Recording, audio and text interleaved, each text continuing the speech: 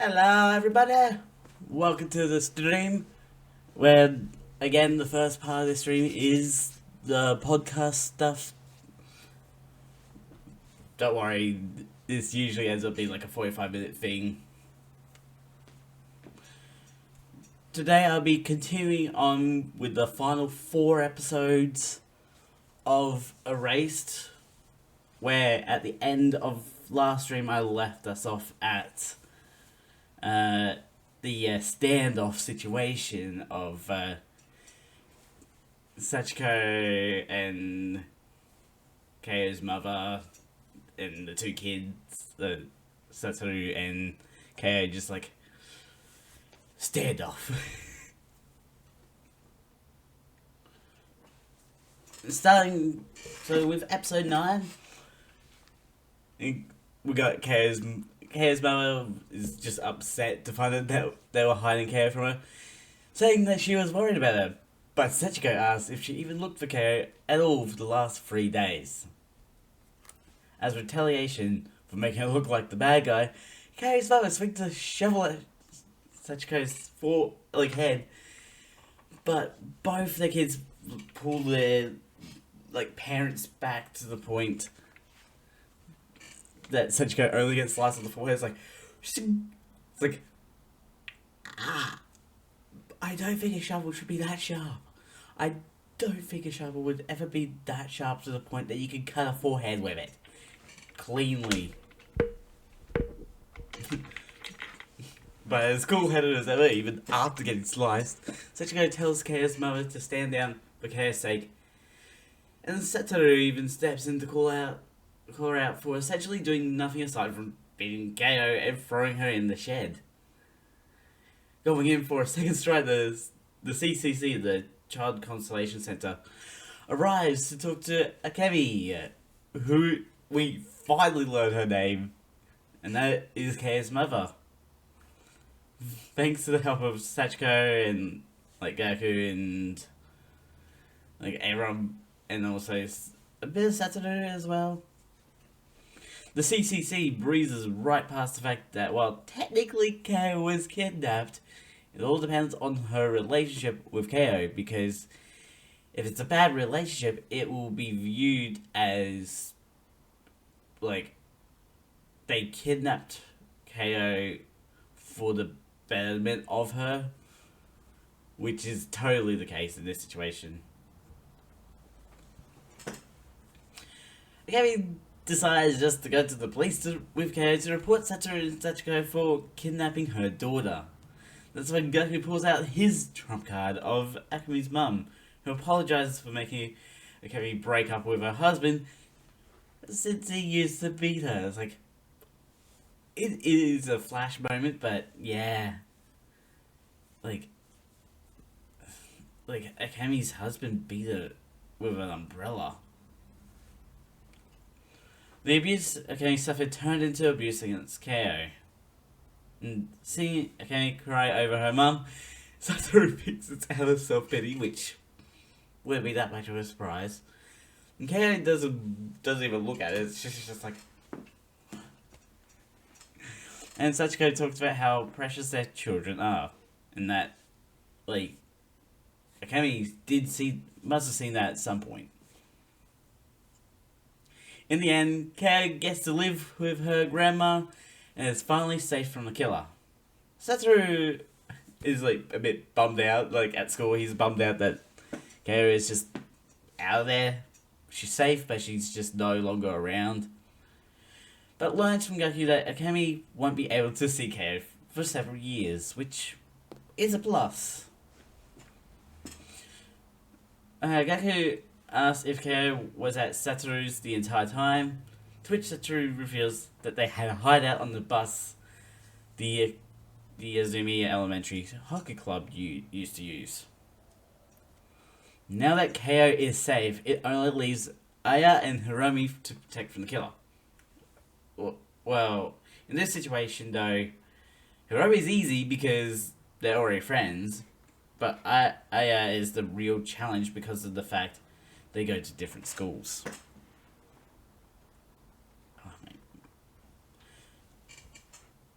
So Satoru is asking his mum for advice on how to become friends with someone you know nothing about. And she suggests being straightforward, while also tricking Satoru into revealing that the person in question is a girl. It's like, good, yokai. After school, Satoru stalks Aya to learn more about her and her schedule, including when she gets out of cram school, which is a something a killer would do. Satoru gets caught out by his mum while trailing Aya and is dragged into carrying a box for her when Gaku shows up to help them out. We'll learn why he's there at the end. Satoru asks Sensei Gaku why he isn't married, which leads into a short diatribe about how difficult it is to get married. I'm not going into the details of it. We don't need to go over that here today. Satoru then asks the same question to Gaku, getting the answer of getting her to relax her guard, aka charm the parents off her. Noticing something sticking out and pulling on it to reveal a glove box full of candy. It's like, oh, which is Gaku's substitute for cigarettes. I wish I had candy on me right now. I would be enjoying that.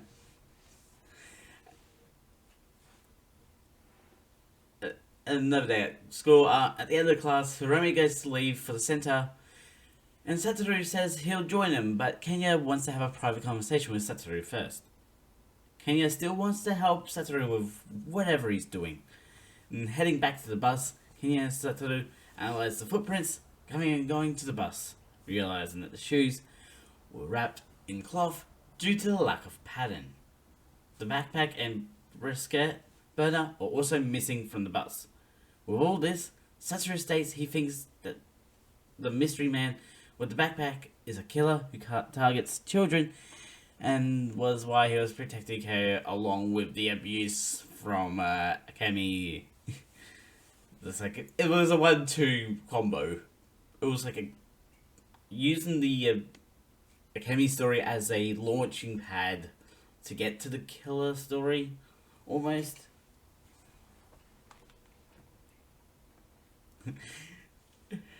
On the way home, Hiromi is like, I can walk home. I'm fine. I'm a man.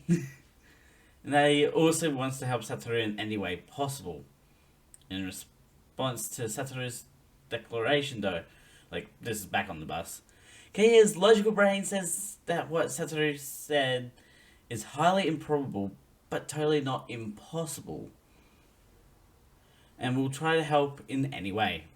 Satoru asks Hiromi and Kenya to come with him to a secret location, and Kazu and Osamu, filled with curiosity, follow them, who are then followed by Misato, although Misato doesn't really play that much.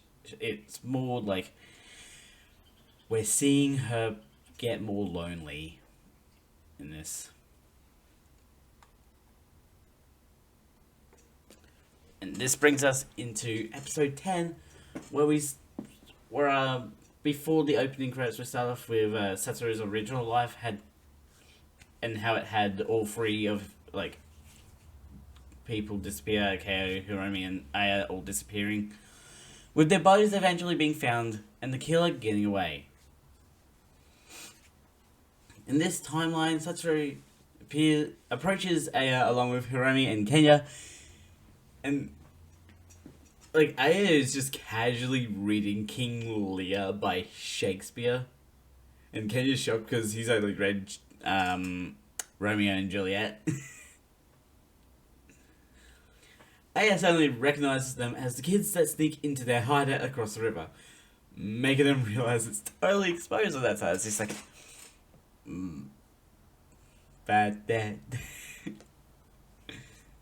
Aya calls them childish for having a hideout and playing heroes, annoying both Kenya and Satoru respectively.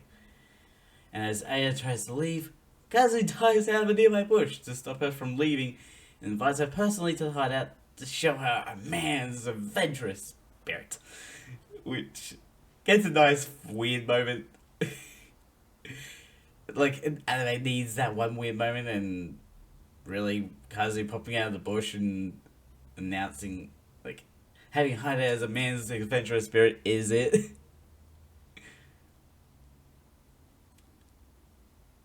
Or, like, the max of it. Over at the hideout, Hiromi mentions Aya should be at the park bench, but the door opens to reveal Aya came to the hideout after all because she had free time. Kazu is excited to see Aya again, and that the both of them will be coming by the hideout later. So it's like she came to the hideout, hung out with them, and then another time, Kazu's hanging out with Aya a bit.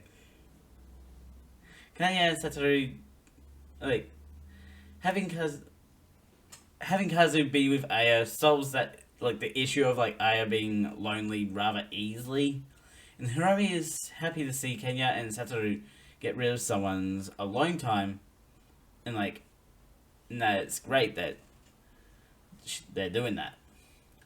With both Aya and Hiromi busy at the hideout and Kaya with her grandma, all three are out of the killer's target sight.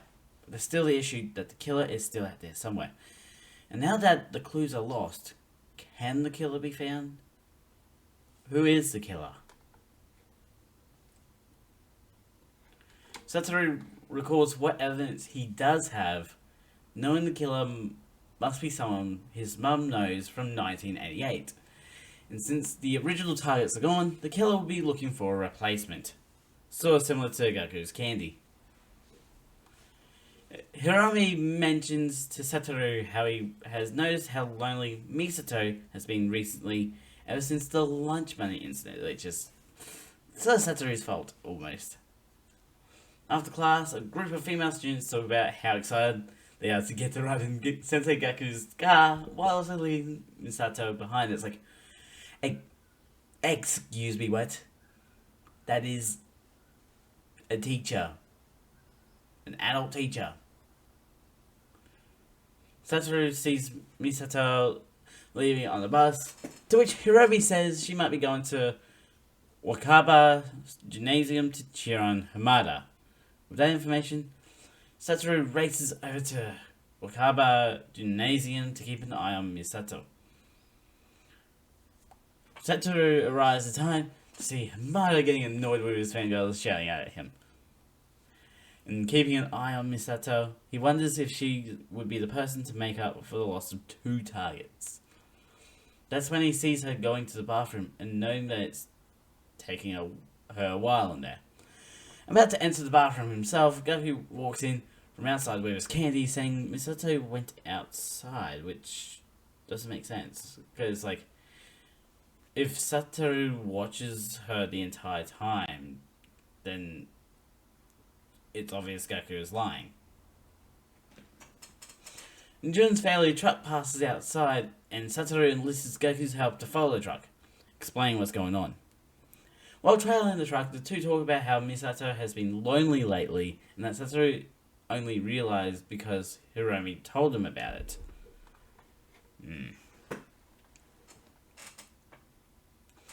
Satoru accidentally says Gaku's line about filling the holes in people's hearts to Gaku, surprising him. And Gaku reveals that that's his philosophy in life and was planning on iterating that at the graduation ceremony. He tells Satoru not to regret using Misato as a lure accidentally and lays out his entire philosophy. It's just like, oh no, this guy is not that good. Noticing Gaku's nervous tick, Satoru offers a candy, and that's when he realizes that this is not the same car. All that's in the glove box are laxatives, and Gaku reveals himself to be a killer. And meanwhile, Misato is just back at Wakaba Gymnasium getting over her diarrhea. Diarrhea.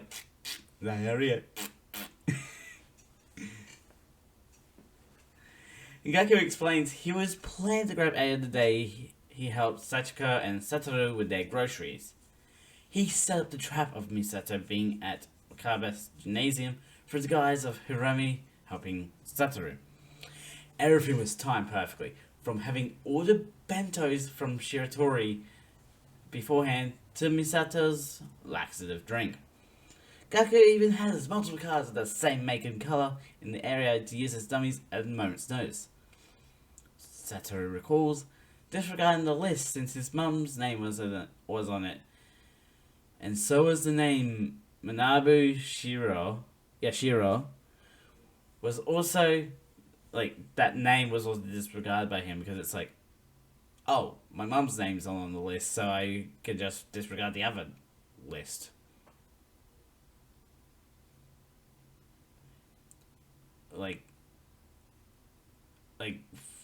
If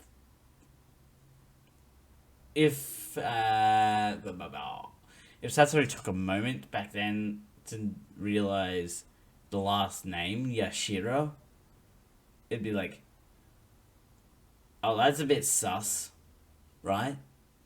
That'd be a bit sus, having the same last name as your home teacher, like your homeschool teacher, like, huh.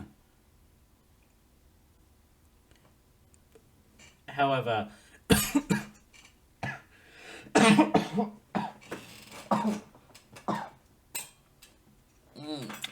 that evidence it's no longer needed. Gaku pulls up to a icy river's edge, and Satoru realizes he plans to send the car into a watery grave. Gaku is confused about how Satoru was able to corner him like this, almost like he could see the future. And using a basketball on the accelerator, Satoru is left with one choice: to reveal he knows Gaku's future. Unable to get out, Satoru experiences that feeling of his new life flashing before his eyes once again. And this brings us to episode 11, which the opening of this episode is really cool. I'll get to the note that I wrote about that. But first, we have a new narrator, which tells the story of a girl in 6th grade bringing a box of hamsters over by them. The narrator took them and drowned the hamsters in a large fruit wine bottle on the way home. However, one of them survived. He named the survivor Spice and raised it, which reminded the narrator of a short story called The Spice Thread, which is it's a short story from 1918 by writer Runosuke Akutagawa. The story goes that a sinner, Kandada, is in hell when Shakyamuni lowers a spice thread down from heaven to him for not stepping on a spider.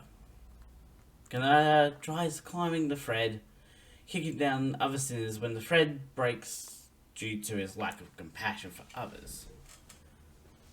Since owning Spice, a narrator, Gaku himself, says it was as if he could see the spider's thread, killing those connected to it, including Satoru. However, Satoru didn't die. And now, to talk about the opening. I love an opening that evolves, and this one is no different. So this whole note here is a shout out to this opening because it changes many things, including it removes Satoru from the entire opening, including the part with the film reel.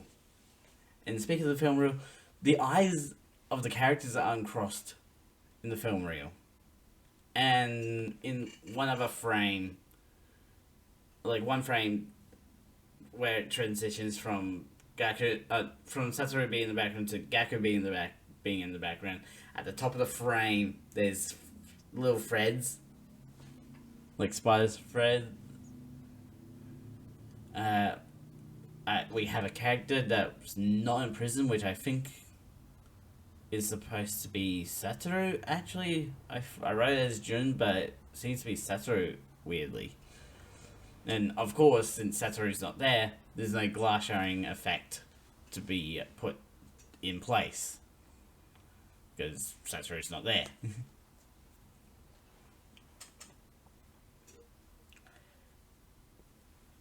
So now our story brings us up to 2003.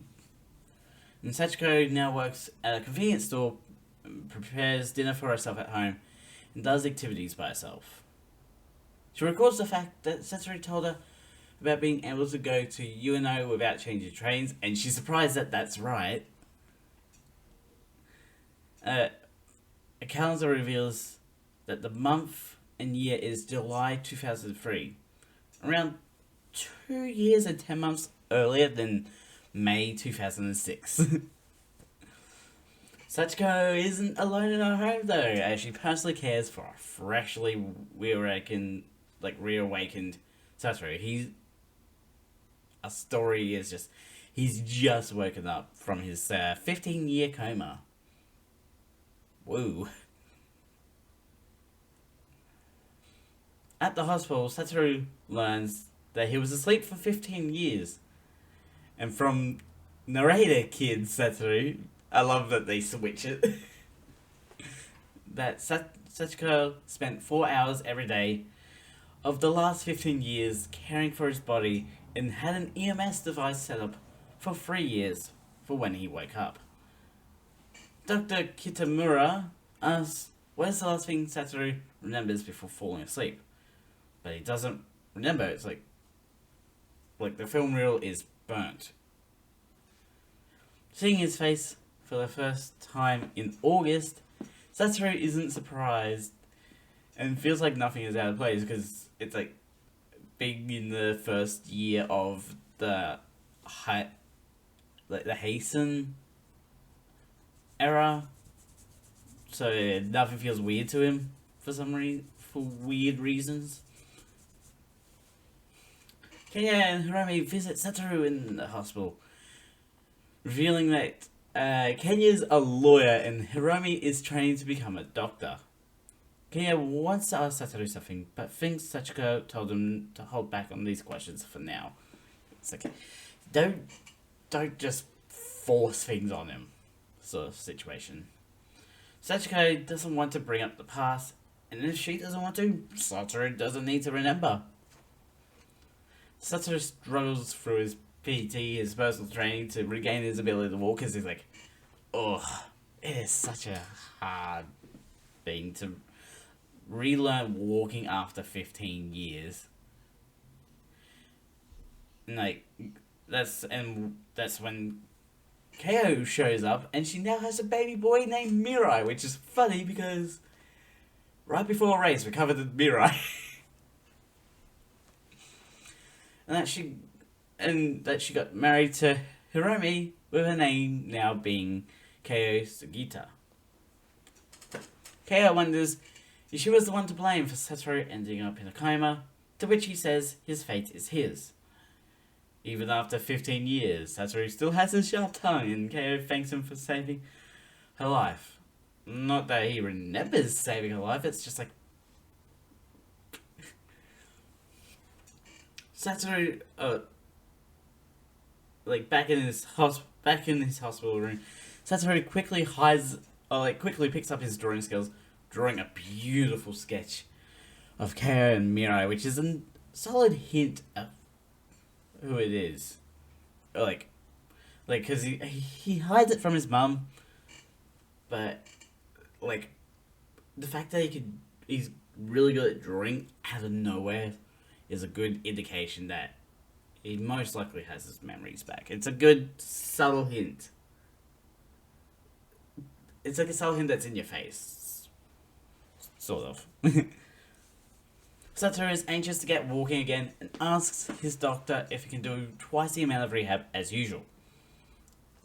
The doctor's director is curious about when Satoru will regain his memories and about Satoru's recovery. but the doctor refuses the director's desire to use Satoru as an experiment. Suspicious.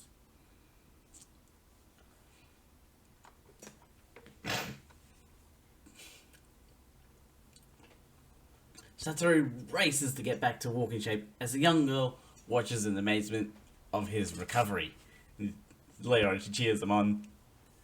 Back at his hospital room, Kenya and Sawada visit Satoru in hopes of triggering his memories, but it doesn't work. Able to go outside, Satoru sees the young girl again and learns her name is Kumi, who is about to go into surgery for a bone marrow transplant using marrow from her sister as a treatment for leukemia. Fun fact, by the way, did you know that the first successful bone marrow transplant using marrow from a relative that wasn't an identical twin was performed in 1968? I did not know that. I was hoping to catch the anime and the dumb mistake, but nah. I was out by 35 years. Which is embarrassing, to say the least. Satoru offers advice on how to muster up courage by saying to picture someone you hold dear and smiling. Of course, paparazzi want to spin the story into something slanderous against Satoru, but not with Manabu Nishizono, aka Gaku Yashiro, around. Gaku actually got married 5 years ago and has been adopted into his wife's family as a son-in-law. When his father-in-law died 2 years later, Gaku inherited his constituency and joined the council himself. Gaku met Kumi at a leukemia charity event through the director of the hospital, not long after learning about Satoru's reawakening. Days pass by with Satoru able to stand on his own feet, with Kumi cheering him on and playing cards against Kenya and his mum.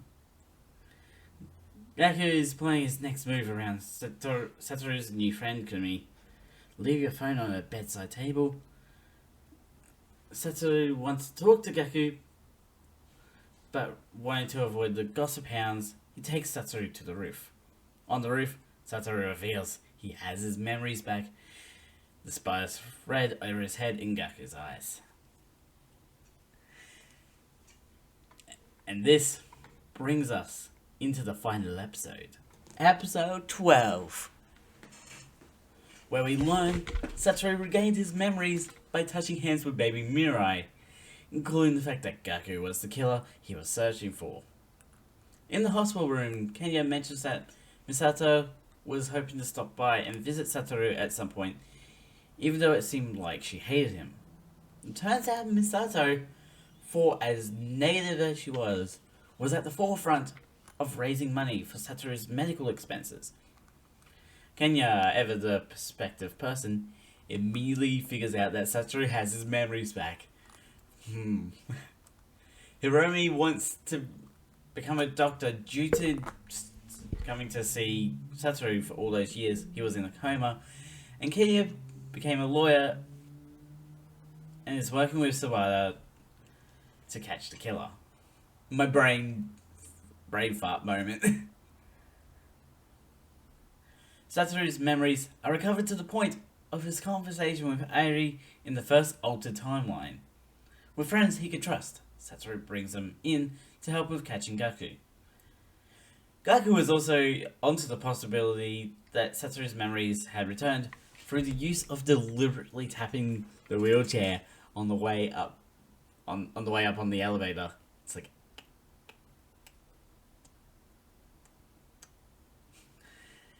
Gaku got so fed up with Satoru's ability to predict his moves, like he could see the future. Satoru figures he's as good as dead as soon as he reveals how he knew Gaku's actions. Gaku is certain Satoru has a phone in his pocket, either recording the conversation or has someone like Kenya, on call. Gaku knows that statute of limitations is up for any crimes he committed 15 years ago, and reveals he never committed any crimes after Satoru's drowning survival. Gaku even set Satoru up for the murder of Kumi by way of muscle relaxant drug using his fingerprints.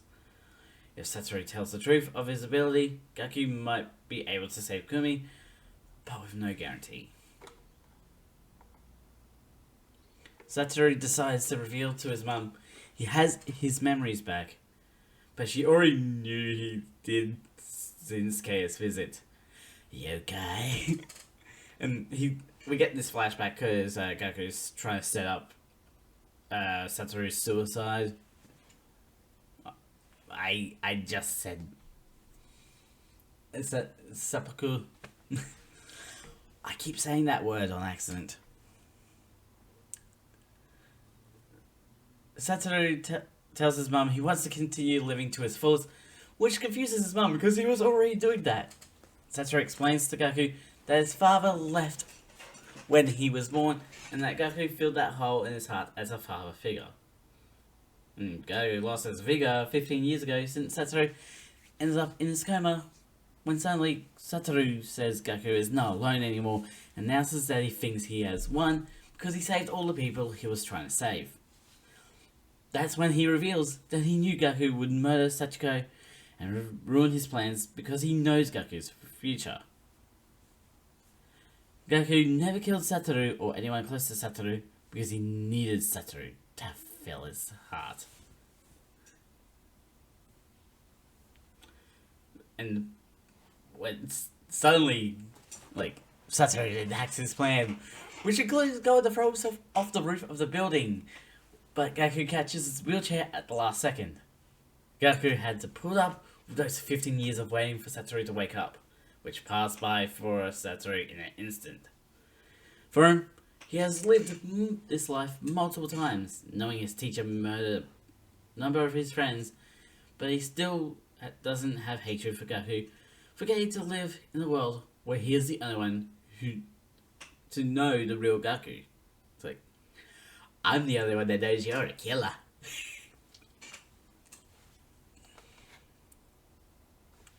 Gaku decides to release his grip on Satoru's wheelchair and goes to do his own leap of faith without the hay, only to learn Satoru perfected his stuntman training, stuntman falling training, to survive his fall into an airbag. Seriously, you have to be good at doing a fall like that. All Gaku can do is laugh, and when he sees his own reflection in the puddle, he sees the spider thread above his head break, much like the spider's web being washed away from the water tower. Because there was a shot of we saw a full on spider web, and then we get a second shot later and it's gone. Gaku goes to prison for the attempted murder of Satoru and Kumi, while Satoru wonders about how weird the term believing in someone is. In the end, Satoru lost his life from the age of 11 to 25, but that lost time is his treasure, when he was erased, his friends got to spend their time given to them to live. In 2010, Satoru finishes a new manga and even an anime version for Boys Flight, and it's absolutely beloved by his boss. Revival has not happened once to Satoru since waking up from his coma. Satoru makes a trip back to Hokkaido to catch up with old neighbours and friends. Even Misato joins the festivities with the rest of the friend group. Satoru and Kenya end up stumbling across Satoru's baby footprints in a paver, before deciding to swing by old locations like Mikoto Elementary School. And yet, somehow, we're still not done with this anime. We've still got a bit more. Satoru decides to take a break from drawing his manga and goes for a walk, seeing the manager of the pizza shop racing to make a delivery. Under the very same bridge he hid under in the second timeline, Satoru reads his poem from year 5, which has him recounting the final episode of Fight Wonder Guy Fight. Oh no, Fight Wonder Guy, where Wonder Guy was fighting alone and never gave up despite being beaten down over and over. And much like Wonder Guy, Satoru took that first step down a new path that led to this present and his friends helping him win. It's a small detail, but we get a graffiti reference to Re, which is the opening song for Erased. Which means it most likely could be a song that exists in the real world. Or like in the real world of this anime. For the first time, Satoru sees the blue butterfly that has appeared a few times throughout the present moments of the anime, tracking it to look directly at Airi, who is taking photos of him. He is happy to see Airi again, even if she doesn't know him in this timeline. She's out of high school now, so he could reconnect with her and potentially, end up with her. It sort of looked like where that was going throughout the story, even if it's all lost in the end. Anyways, for YouTube links, anyway, that is the end of Erased, and the next anime on the list is an anime movie called Your Name, which is I'm looking forward to that a lot. And on that, for YouTube, links in the description to both the channels and also Twitch for you guys to check out. I hope you guys do come over to Twitch because it's a lot of fun.